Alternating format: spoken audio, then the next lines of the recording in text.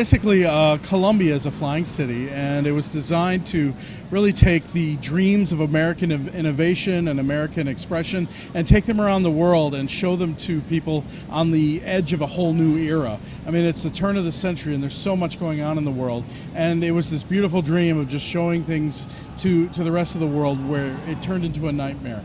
Columbia ends up being fully armed, and during the Boxer Rebellion at the turn of the century, it ends up firing on a civilian populace in China, and the American government disavows all contact with Columbia. Columbia floats off into the clouds.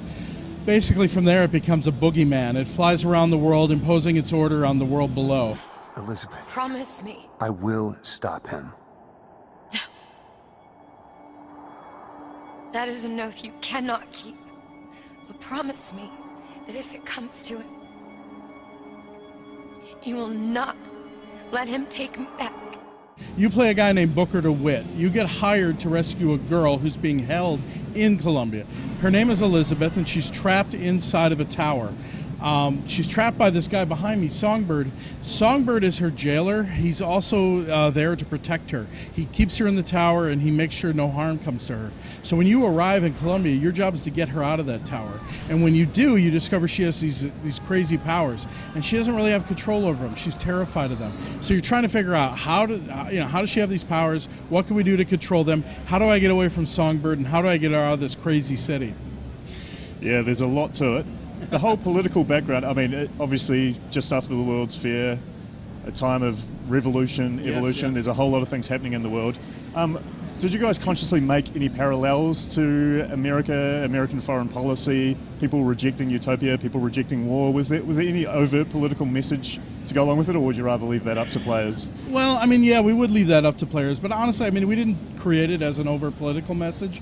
We would like players to really interpret for themselves, but I mean, we're big history fans, we're big junkies on history, and for us, it was looking at that period and seeing what it was all about. And I mean, there's this patriotic sense of what it was all about then, but in reality, I mean, if you look at the history of it, there's a dark side to everything. People remember the good things, they remember the golden things, but they don't remember the things like the Filipino War and, some of the things that were going on in the world at that time were not so great. I mean, there was rampant racism, there was sexism, there was turmoil. I mean, kings and queens were going away in the world. Everybody thought technology was going to be wonderful and bring only good things. World War I hadn't happened yet. And I mean, so it was this really amazing period. And what we found is, instead of saying, oh, we're making this commentary on the modern world, what we found is what was so interesting is a lot of the turmoil then still exists today. And that to us is fascinating.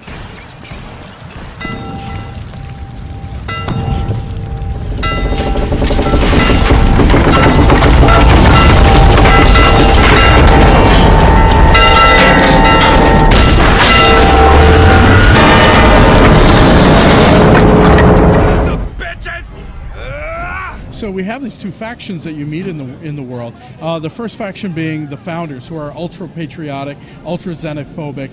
But then there's this other group. They're called the Vox Populi. And the Vox Populi, these guys start out as a peaceful protest against the founders.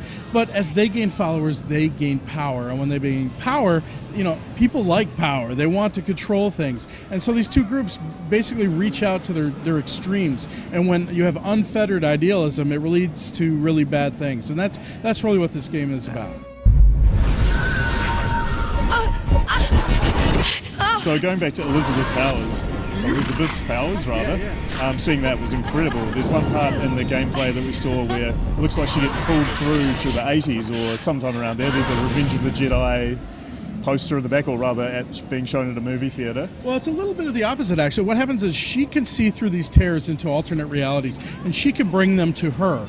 So what happens is she basically can bring these tears to her, but it's hard for her to shut these down. And when she brings them over, it actually causes her harm, it causes her damage, it causes her strain, and she has to recharge herself. And that's really where the science and what's going on with these tears lies. Because, we as developers, we're big junkies on history, but we're also junkies on science. So we're looking at things like the early work of physicists like Heisenberg and Einstein, and really trying to apply their theories and take them to the natural extents that they were working on. Yeah, well, that part of the game looks amazing, I'd have to say. Thank you. The other part that, of course, is really eye-catching is the new Skyhook weapon that Booker employs. Tell us a bit about that and any other weapons that you are able to mention if you can. Sure. I mean, well, we show a few weapons in the game. You have the shotgun, you have the pistol, you have the machine gun, you have the rocket launcher. I mean, we'll talk about all these weapons and more weapons down the road, but let me tell you about the skyhooks. So the skyhook works on the skylines, and the skylines are really roller coasters in the sky. For us, it was about making this way of locomotion that you could travel about the world in brand new ways. And the way Ken put it was, I want to have a damn gun on a roller coaster traveling at 100 miles an hour. And that was the start of it, really. Beyond that, we wanted to do so much more. We wanted to open up possibilities. Because just putting you on a rail is no fun. But the thing is, we wanted to create an ability for you to really jump from rail to rail to rail, to jump to a rooftop, to jump to a Zeppelin that's flying underneath, to jump back down to the street, and really make a very fluid and kinetic feeling type of game.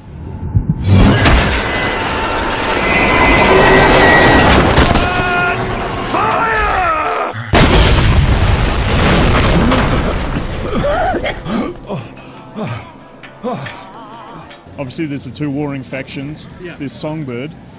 It's not clear what his exact role is going to be in the game, but what can you tell us about enemies in the game? Sure, well, there's quite a bit of enemies. I mean, we introduced some in our last demo that you didn't see this time around. They're still there. So we have different types of enemies. We have, we don't have splicers this time around. We have a whole society that's sort of crumbling and falling apart. So you have different types of AIs. You have the two factions. You have the Vox Populi, the founders. But then you have people like the Handyman from the last demo. He's still around. He's a very unique construct. There are other types of enemies like him that we'll probably be unveiling down the road, and we're very excited about that. And again, you alluded to Songbird. Songbird's a big, big part of the game. So we don't want to go into too much detail because we definitely want people to experience it as they play the game and as we move forward, because we have a long way to go to get the game done. But, needless to say, there's going to be a ton of good stuff, and we've only shown you the tip of the iceberg. Right on. Okay, well, final question. This is a bit cheeky of me because Ken has already said that he will not confirm nor deny whether this takes place in the same universe as the other BioShock games. Would there be a possibility of pulling through any elements from those games, perhaps using the abilities of Elizabeth? Well, we'll have to see. I mean, as Ken said, we're not going to confirm or deny it. I mean, the way I would say it is that, look, at the end of the day, every game, half of it is what the audience brings to the table. And at the end of the day, I don't know if we'll ever reveal whether it is or isn't. We want players to interpret the game for themselves and see the game for themselves. So will you see tidbits of prior BioShock games? I don't know. You'll just have to really pay attention and play the game and see for yourself. That's just making him angry! He was already angry! Top of the bridge, can you do it? Hit it! Knock it down! Look out! Ah!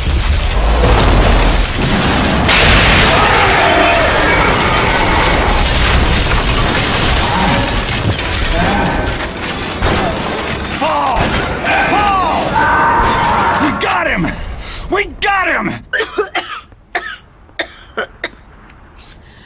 Elizabeth? 3 cheers for us, eh? That was the one who was chasing you, right? No, that wasn't him. That wasn't him.